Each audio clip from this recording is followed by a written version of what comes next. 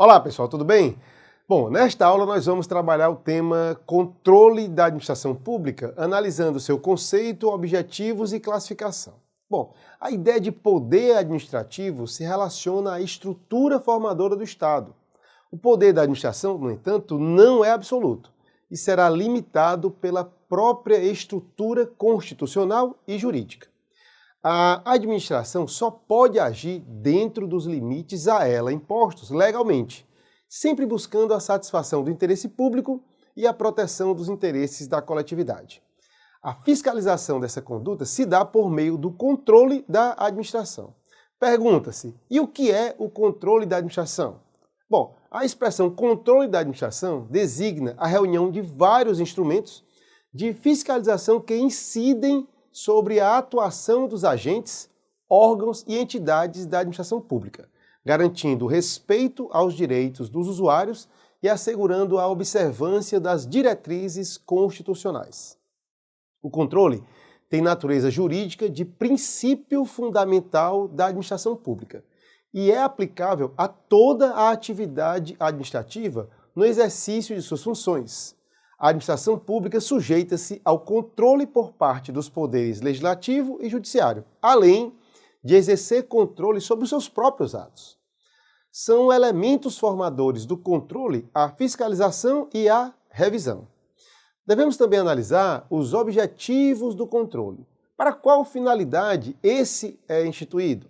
Bom, o objetivo central do controle administrativo é assegurar que a atuação da administração se dê conforme o regramento imposto pelo ordenamento jurídico, mantendo as garantias jurídicas e a boa gestão de recursos públicos. Esclarecidos esses conceitos fundamentais, devemos tratar da classificação relativa ao controle. A doutrina destaca os seguintes critérios: natureza do órgão controlador, extensão, âmbito de atuação, natureza, momento do exercício e a iniciativa. Vamos analisar agora brevemente cada um desses. Considerando qual dos poderes vai exercer a fiscalização, o controle pode ser legislativo, quando exercido por meio da atuação do poder legislativo; judicial, quando efetuado pelo poder judiciário mediante provocação; ou administrativo, que se refere ao exercício da autotutela pela administração.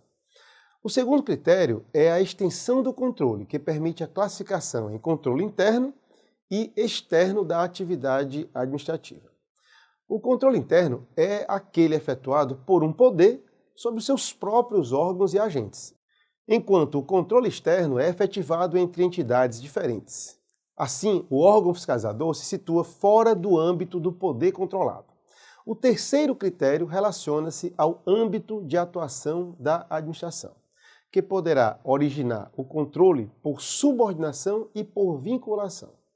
O controle por subordinação é tipicamente interno e se manifesta entre órgãos e agentes de uma mesma pessoa jurídica da administração pública, representando manifestação do poder hierárquico.